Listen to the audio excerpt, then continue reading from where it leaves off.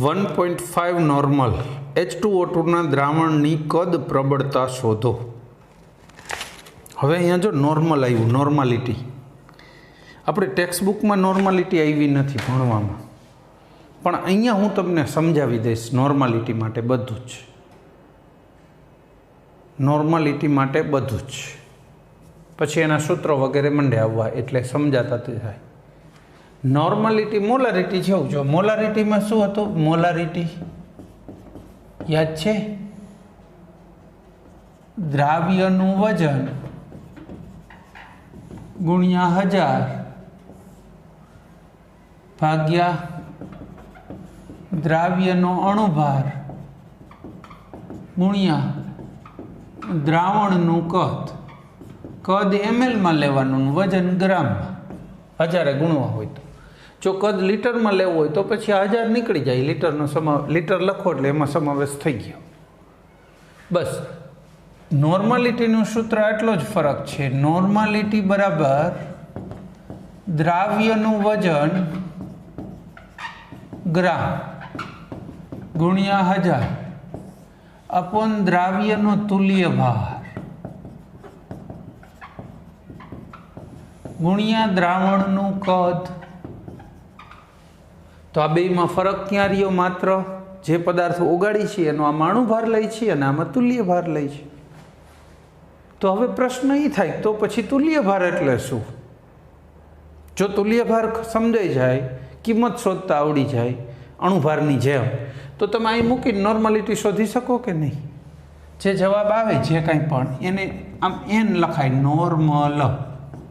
આપણે કેમ આમાં આપણે શું લગાવતા હતા, મોલારિટીમાં મોલર લગાવતા હતા ને, એમ મોલર, એમ અહીંયા નોર્મલનો એન લાગે, બસ 1.5 નોર્મલ, 2.3 નોર્મલ। એટલે નોર્માલિટી સમજવા માટે તમારે ખાલી તુલ્ય ભાર જ જાણવાનો છે, બાકીનું તો જે કાંઈ મોલારિટીમાં હતું એવું જ છે, કદ નહીં, એમાં જ કાંઈ સમજાવવાની જરૂર નહીં, કદ કેમ લેવું એ તો હવે મારે તમને જે શીખવાડવાનું છે એ છે તુલ્ય ભાર।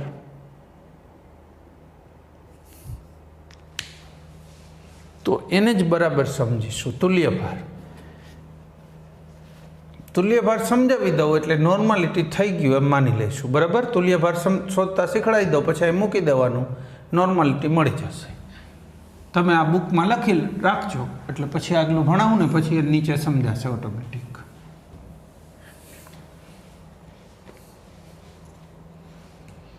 તુલ્ય ભાર શોધવા માટે શું કર્યું, કેટલાક પદાર્થોના તુલ્ય ભાર વૈજ્ઞાનિકોએ સ્વીકારી લીધા, એ તુલ્ય ભાર એટલો સ્વીકારીને એના આધારે બીજાનો શોધી શકાય એવું વિચારધારા ચાલી। કેવી રીતે? જો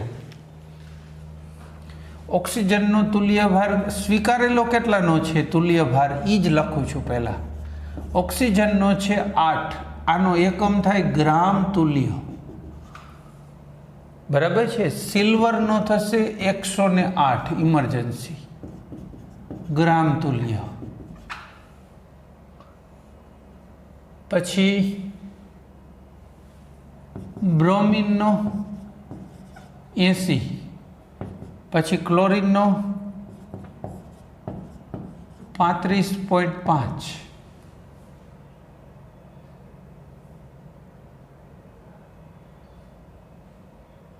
બરાબર? હાઇડ્રોજનનો 1, આ બધાને સ્વીકારેલા છે। હવે તમારે અન્ય કોઈનો શોધવો હોય તો સહેલાઈથી મળી જાય। કેવી રીતે સહેલાઈથી મળે?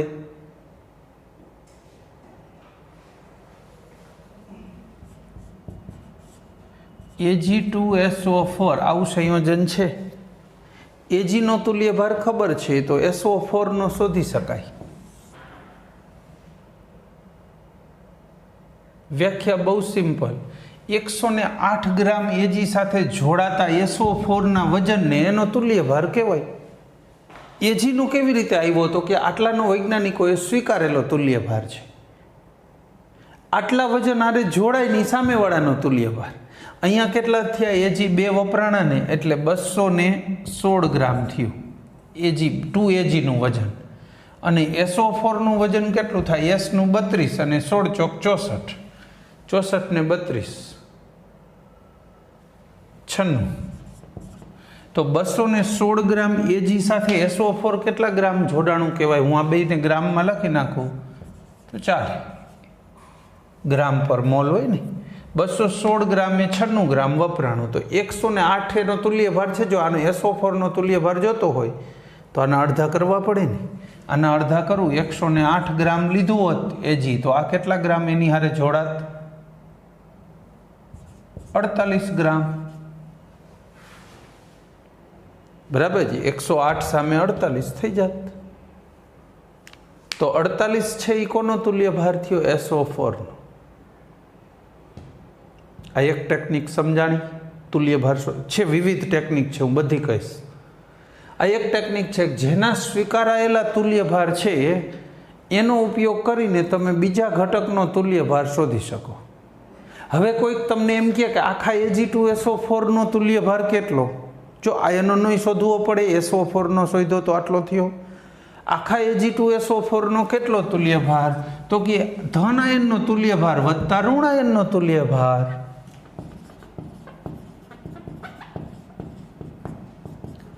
તુલ્ય ભાર વત્તા ઋણ આયનનો તુલ્ય ભાર.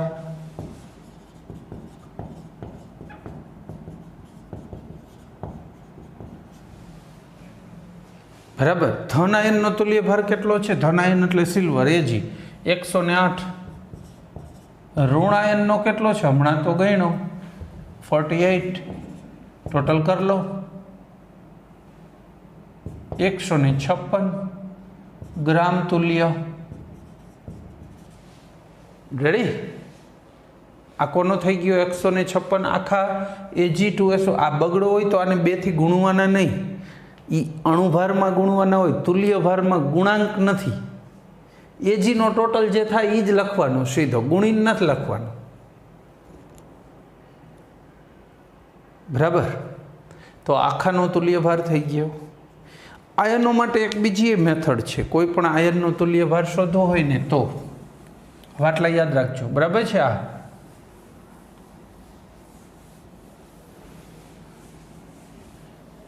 કોઈ તમને એમનેમ આયન આપે ને તોય તુલ્ય ભાર શોધી શકાય. જો Mg+2 નો તુલ્ય ભાર બરાબર અણુભાર ભાગ્યા વીજભાર. કોઈ પણ આયન માટે વીજભારમાં ધન કે ઋણ નથી લેવાનું, નિશાનીનું મહત્વ નથી. અણુભાર Mg નો કેટલો થાય છે? 24.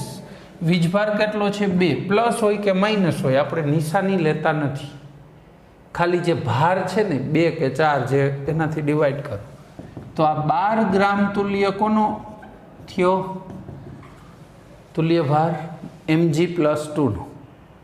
હવે તમને SO4 નો એમનામ આવડી જાય. જો SO4-2 નો તુલ્ય ભાર બરાબર કેટલો થશે? અણુભાર ભાગ્યા વીજભાર. હાલો, અણુભાર કેટલો છે? S નો 32 અને 16 ચોક 64 એટલે 96 ભાગ્યા વીજભાર 2. હમણાં શોધ્યો તો એટલો જ થાય. રીત ગમે તે વાપરશો, તુલ્ય ભારનો જવાબ તો સરખો જ આવશે. તો પહેલી રીત શું હતી? કેટલાકના સ્વીકારેલા તુલ્ય ભાર અને બાકીના એના આધારે શોધવાના. બીજી રીત શું છે? આયનો માટે. આયનો માટે એનો અણુભાર ભાગ્યા વીજભાર એટલે તુલ્ય ભાર મળી જાય. બરાબર છે? હજુ આગળ વધી. આમાં મેથડ ઘણી બધી જ, પાછી બધી આવડવી જોઈએ. કોઈ પણ મેથડની જરૂર પડી શકે છે.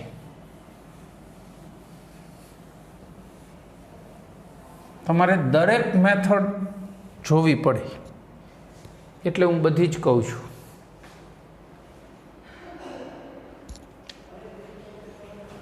એસિડનો તુલ્ય ભાર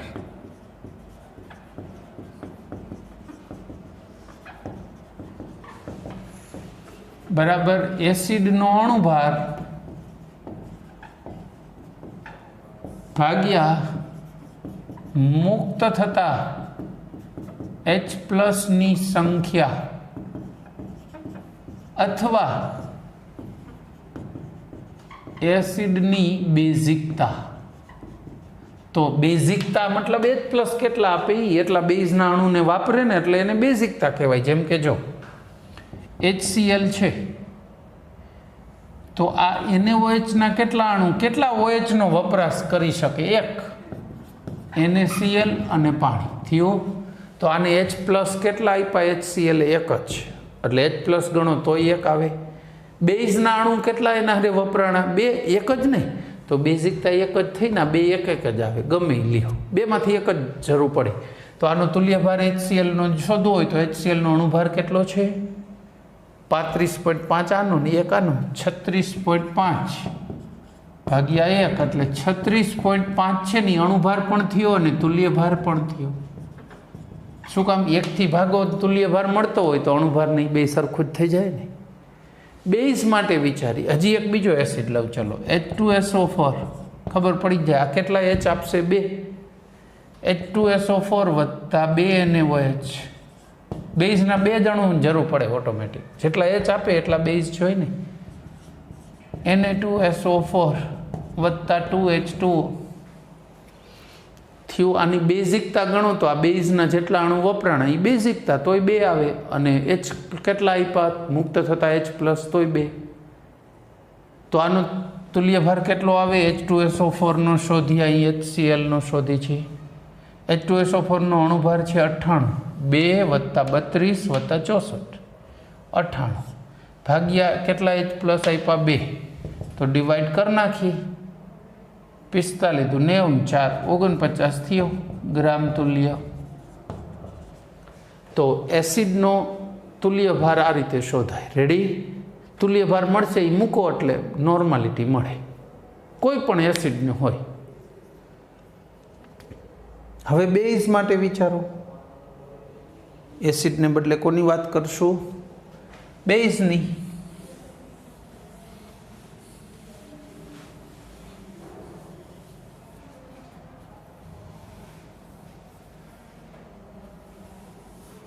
નાખો આખું બધું લખી દે.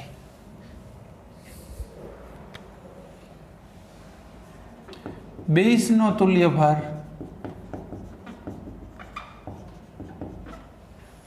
બરાબર છે તે બેઝનો અણુભાર ભાગ્યા મુક્ત થતા OH માઇનસની સંખ્યા અથવા બેઝની એસિડિકતા આમ લઈ શકો. બેઝની એસિડિકતા કોના બરાબર હોય? એ કેટલા એસિડના અણુ સાથે પ્રક્રિયા કરે છે એના બરાબર. તો આમ લખી શકાય. હાલો, બેઝનો અણુભાર કેટલો છે? આપણે બેઝનો એકાદો લઈએ ઉદાહરણ. NaOH. ચલો આ બેઝ છે તો HCl ઉમેરો. કેટલા HClના અણુ વપરાશે? એક જ, એટલે બેઝની એસિડિકતા એક જ થઈ. અથવા બેઝે OH કેટલા આપ્યા પ્રક્રિયામાં? 1, એટલે બેઝ NaOH નો અણુભાર કેટલો થાય છે? 40. 23 સોડિયમના, 16 ઓક્સિજનના, 39 ને H નો 1, 40 ભાગ્યા 1. એસિડિકતા 1 છે, અથવા તો મુક્ત થતા OH કેટલા OH આપી શકે? 1. તો 40 ગ્રામ તુલ્ય. આ કોનો તુલ્યભાર થઈ ગયો? બેઝનો. બીજો બેઝ લઉં, CaOH ટ્વાઇસ. નામથી જ ખબર પડી જશે. જો 2 OH આપે તો કેટલાય ભાગવાના થશે? 2 થી. બસ સિમ્પલ છે. જ્યારે બેઝની એસિડિકતા શોધવી હોય તો એસિડ તરીકે કયો રાખવાનો? HCl. એસિડની બેઝિકતા શોધવી હોય તો બેઝ કયો લેવાનો? હંમેશા NaOH. બીજા નો હાલે. જે સ્વીકારેલું હોય બધા એક આની હારે પ્રક્રિયા કરીને તમારે નક્કી કરવાનું તો એ જ લેવો પડે ને. CaCl2 અને 2 પાણી. આ બેઝની એસિડિકતા કેટલી થઈ? 2, અથવા તો એને OH કેટલા મુક્ત કર્યા? 2. તો આનો તુલ્યભાર કેટલો થાય? આનો અણુભાર. હાલો, કેલ્શિયમનો અણુભાર કેટલો થાય છે? 40. 16 ને 1 17 ગુણ્યા 2, 17 દુ ને 34 અને 40. 40 × 73 ને 4 74 થયો ભાગ્યા 2 તો કેટલા થશે 37 ગ્રામ તુલ્ય બરાબર છે 37 ગ્રામ તુલ્ય આનો તુલ્ય ભાર થઈ ગયો તો એસિડનો તુલ્ય ભાર થયો બેઝનો તુલ્ય ભાર થયો આયનનો તુલ્ય ભાર થયો ને Mg+2 SO4 -2 તો એ આયનનો તુલ્ય ભાર થઈ જાય હજી એ વાત કરી તુલ્ય ભારમાં હજી છે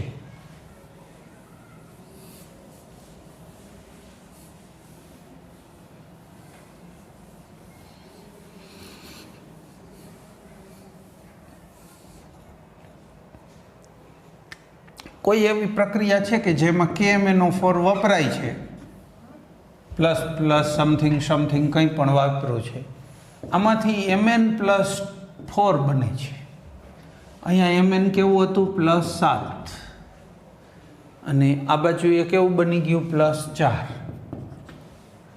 KMnO4 હોય ને જો 4 × 2 = 8 ઓક્સિજનના માઇનસ હોય એમાંથી K નો +1 ગયો તો આના +7 થઈ જાય આ હિસાબ કરતાં તમને હું હમણાં બસ આ એકાદ બે લેક્ચર પછી શીખડાવું આ એકાદ લેક્ચર જવા દો આનો પછી શીખડાવું એટલે તો રેડોક્સ કરવાનું જ વિચાર્યું મેં આ જોયું ત્યારે જ મને લાગ્યું હવે રેડોક્સ ફરજિયાત છે એટલે આનો 7 માંથી 4 થયો હવે તમને પ્રક્રિયા આપીને કોઈ પૂછે કે આમાં KMnO4 નો તુલ્ય ભાર કેટલો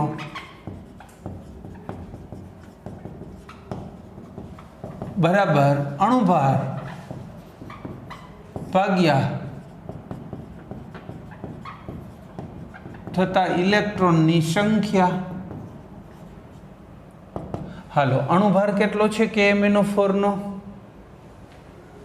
હિસાબ લગાવવો પડશે મને યાદ નથી મોઢે સાવ હું યાદ છે પણ હમણાં એની જરૂર નથી હું એને x કહી દઉં છું એનો અણુભાર અને કેટલા ઇલેક્ટ્રોનનો ફેરફાર થયો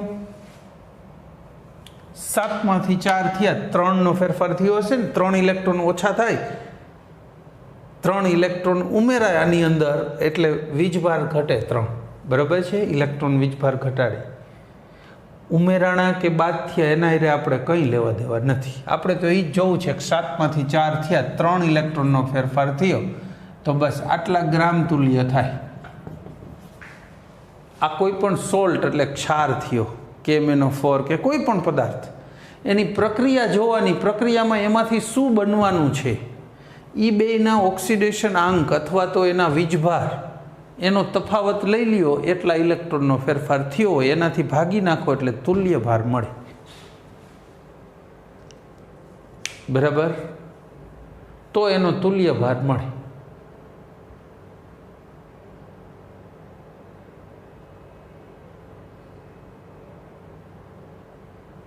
તો આ વાત થઈ તુલ્ય ભાર શોધવાની હવે H2O2 નો તુલ્ય ભાર કેટલો થાય H2O2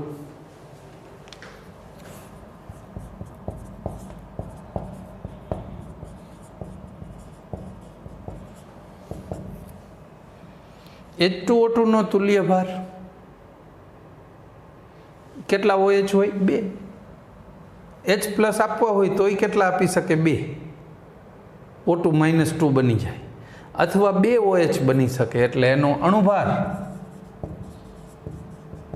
ભાગ્યા 2 જો આ એસિડ તરીકે વર્તે તો H+ આપે 2 આપી શકે છે એટલે 2 થી ભાગવાના થાય જો બેઝ તરીકે વર્તે તોય 2 થી અને પ્રક્રિયા દરમિયાન ઇલેક્ટ્રોનનો ફેરફાર ગણો તોય 2 નો એટલે બધી બાબતમાં 2 જ આવે આનો અણુભાર કેટલો થાય છે H2O2 નો 16 × 2 = 32 ને 2 = 34 ભાગ્યા 2 17 ગ્રામ તુલ્ય આ કોનો તુલ્ય ભાર થઈ ગયો H2O2 નો H2O2 વિવિધ રીતે વર્તી શકે છે ઓક્સિડેશન કરતા રિડક્શન કરતા એસિડ તરીકે વર્તે બેઝ તરીકે વર્તે તમામે તમામમાં અહીં તો 2 જ આવશે ઓક્સિડેશન આંકનો ફેરફાર 2 નો આવે એસિડ તરીકે વર્તે તો 2H+ આપે બેઝ તરીકે વર્તે તો 2 OH આપે મેથડ કોઈ પણ વાપરી લો બધી રીતે 2 જ આવે છે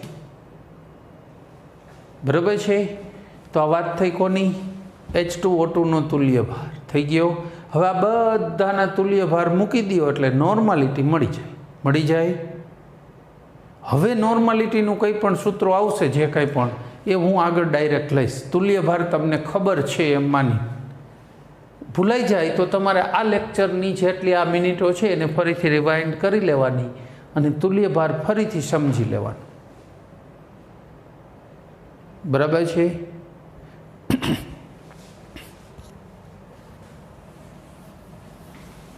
એક હજુ આનું ઉદાહરણ આપો.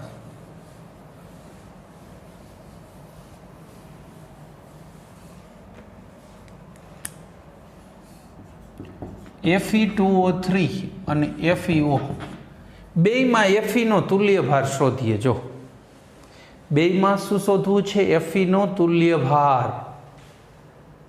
અલગ અલગ આવે, જરૂરી નથી કે Feનો તુલ્ય ભાર હોય તો બધી પ્રક્રિયામાં બધા સંયોજનમાં સરખો જ રહે. જેનો કીધો હોય એનો શોધવાની કોશિશ કરવાની. બરાબર છે કે નહીં? તમે બે મેથડ વાપરી શકો છો. અહીંયા Feની અવસ્થા કેટલી હોય? +2 અને ઓક્સિજનની કેટલી હોય? -2. તો આની -2 હોય. Feનો તુલ્ય ભાર શોધી લ્યો.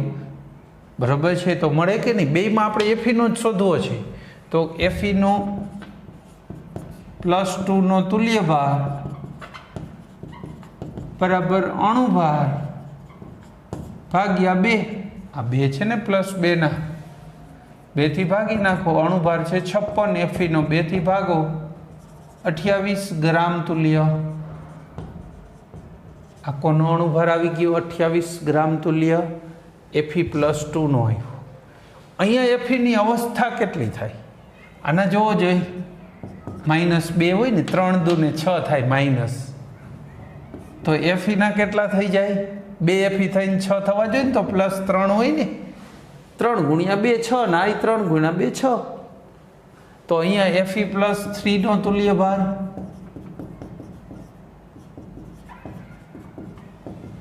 બરાબર અણુભાર ભાગ્યા 3. હાલો, એનો અણુભાર 56. Feનો અણુભાર તો બધે સરખો જ હોય. ભાગ્યા 3. 3 એકા 3, 26 વધ્યા ને, 8 તરીને 24, 2 વધ્યા 20 એટલે 6 તરી 18. આટલા ગ્રામ તુલ્ય આવે. બરાબર છે? શરૂઆતમાં અટપટું લાગી રાખશે. જેમ સમજવાની કોશિશ કરો એમ ગોટાળે ચડી જાઓ. એટલે તો હું આમાં એમનેમ થિયરિકલ સમજાવવાને બદલે ઉદાહરણ આપતો જ જાઉં છું. તમારે જ્યારે પણ ફરીથી સાંભળો તો ઉદાહરણને ખાસ ધ્યાનમાં લેવાના. પછી તમને આવડી જશે. આ એક રીતે શોધો, હું તમને બીજી રીતે શોધાવું બેયનો. આ એક રીત ઓકે વીજભાર ઉપરથી. બીજું આપણે એવું કીધું હતું કે અમુકના સ્વીકારેલા છે. ઓક્સિજનનો તુલ્ય ભાર કેટલો સ્વીકારેલો છે? ઓક્સિજનનો 8 કીધો તો ને તુલ્ય ભાર સ્વીકારેલો. Ag નો 108 ને, બ્રોમિનનો 80, ક્લોરિનનો 35.5, હાઇડ્રોજનનો 1. અચ્છા, તો 8 ગ્રામ ઓક્સિજન સાથે જેટલું વજન જોડાય ને એને એનો તુલ્ય ભાર કહેવાય. અહીંયા ઓક્સિજનનું વજન કેટલું છે? FeOમાં 16 ગ્રામ અને Feનું 56 ગ્રામ. એક Fe એટલે 56 ગ્રામ, સમજો નહીં?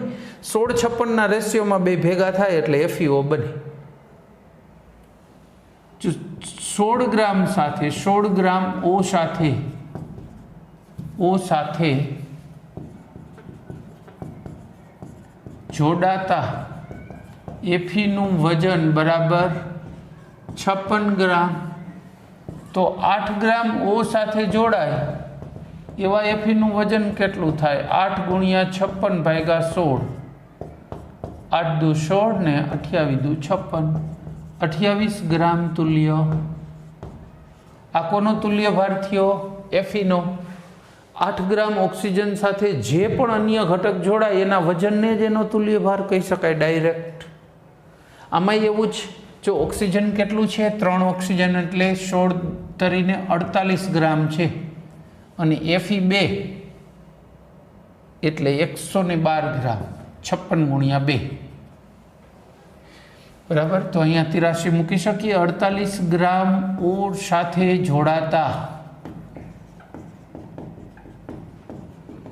એફીનું વજન બરાબર 112 ગ્રામ, તો 8 ગ્રામ ઓ સાથે જોડાતું વજન કેટલું થાય? ચલો આ અહીંયા 112 ભાગ્યા 48, 8 6 48 થઈ જાય, 6 થી ભાગતા જાઓ, 6 એકા 6, 5 વૈધા 52 વધે નહીં, 8 6 48, 4 વૈધા 40, 6 6 36 36, 18.66 ગ્રામ તુલ્ય. ચલો આમ પણ શોધી શકાય. પહેલી મેથડ શું હતી? આપણે કીધું હતું સ્વીકારેલા તુલ્ય ભાર ઉપરથી બીજાનો શોધો, 8 ગ્રામ ઓ સાથે જોડાતું વજન. અને બીજી મેથડ મેં તમને એના વીજભાર ઉપરથી આપી કે આનો વીજભાર શોધતા આવડે જો તમને રેડોક્સ ઉપરથી, તો વીજભાર છે એનાથી ભાગી નાખો એના અણુભારને તોય તુલ્ય ભાર મળે. તો વીજભાર શોધતા આપણે રેડોક્સમાં શીખડાવીશું, બરાબર છે? એટલા માટે રેડોક્સ અત્યંત હવે આવશ્યક થઈ જ ગયું છે. કંઈ વાંધો નહીં, હું આના પછી તરત રેડોક્સ લઈ આપીશ ચેપ્ટર તરીકે, બરાબર છે? પણ આ તુલ્ય ભાર શોધો, આવું પૂછાઈ શકે જો, ખાલી તુલ્ય ભાર શોધવાનું પૂછાયેલું. નોર્માલિટી તો પૂછાય, પણ ખાલી તુલ્ય ભાર શોધવાનું પણ પૂછાઈ શકે છે.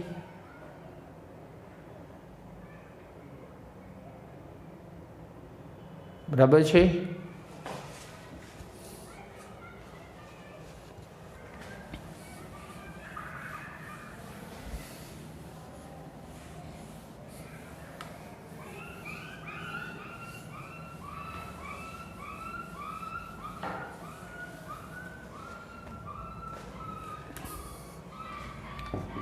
Na2CO3 નો તુલ્ય ભાર શોધો. જો આમાં 3 ઘટક છે, 8 ગ્રામ ઓ સાથે જોડાતું વજન ન લઈ શકો, એમાં તો સોડિયમ ને કાર્બન બે છે, એટલે તમારી પાસે બે ઓપ્શન છે હજી, કા સોડિયમનો તુલ્ય ભાર શોધી લો અને CO3 નો શોધી લો, સરવાળો કરો એટલે મળી જાય, બરાબર છે? અથવા તો Na2CO3 બેઝ છે, ધોવાનો સોડા છે, જો Na2CO3 વત્તા HCl, NaCl, H2O ને CO2 પ્રક્રિયા થઈ ગઈ. જો પ્રક્રિયા આવડે તો સૌથી બેસ્ટ. આ બેઝ તરીકે વર્તો HCl ના કેટલા અણુ વપરાણા? 2 ને, તો તમે આમથી કહી શકો Na2CO3 કૌંસમાં બેઝ લખી દો એટલે તમને ખ્યાલ આવે. નો તુલ્ય ભાર બરાબર અણુભાર ભાગ્યા એસિડિકતા. આ બેઝ થઈ ગયો ને. અણુભાર કેટલો છે એનો? સોડિયમના 23 દુને 46, કાર્બનના 12, 46 56 ને 2 58, અને આના 16 તરીને 48, એટલે કેટલો થયો? 106 ગ્રામ. ભાગ્યા એની એસિડિકતા કેટલી આવી? કેટલા HCl ના અણુ વપરાણા? 2 ને, બરાબર? તો 53 ગ્રામ તુલ્ય થયો. આ કોનો તુલ્ય ભાર થઈ ગયો? Na2CO3 નો. તમે એક એક નો શોધી શક્યા હોત. સોડિયમનો તુલ્ય ભાર કેટલો? અણુભાર ભાગ્યા 1, કારણ કે સોડિયમ ઉપર તો +1 વીજભાર હોય, 23 થયો. CO3 નો અણુભાર ભાગ્યા 2, કારણ કે CO3 -2 હોય. આમાં આવા બે આયનો છે જો, Na+1 અને CO3 -2. આ Na+1 એટલે એનો અણુભાર ભાગ્યા 1, આનો અણુભાર કેપિટલ M એટલે અણુભાર સમજવાનું, ભાગ્યા 2. હાલો, આનો અણુભાર 23 થયો, વત્તા આનો તુલ્ય ભાર કેટલો થાય? આનો અણુભાર કેટલો થાય? CO3 નો 12 ને 16 તરીને 48, 60 ભાગ્યા 2, 30 થયા. અહીં 30 ઉમેરો એટલે તુલ્ય ભાર 30 ને 50, 3 53 ગ્રામ તુલ્ય મળે. ગ્રામ તુલ્ય, બરાબર છે?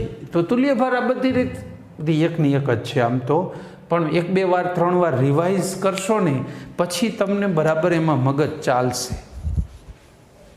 આ લેક્ચરને તમે 2-3 વાર રિવાઇઝ કરશો ને ત્યારે જ તુલ્ય ભારને સમજી શકશો બરાબર. ત્યાં સુધી મગજ એમનેમ કામ નહીં કરે પરફેક્ટલી, બરાબર છે?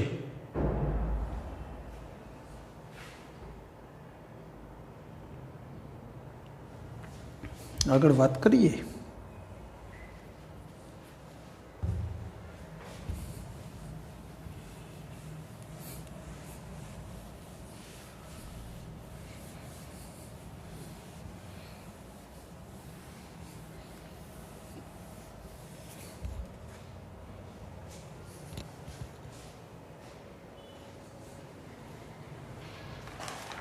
કેટલા સુધીના પ્રશ્નો લીધા હતા? આ 13મો પ્રશ્ન આવ્યા હતા, બરાબર ને? 1.5 નોર્મલ H2O2ના દ્રાવણની કદ પ્રબળતા શોધો. એક કામ કરો ને, ત્યાંથી રહેવા જ દઈએ, બરાબર? આટલું ઘણું. Thank you. જય હિન્દ.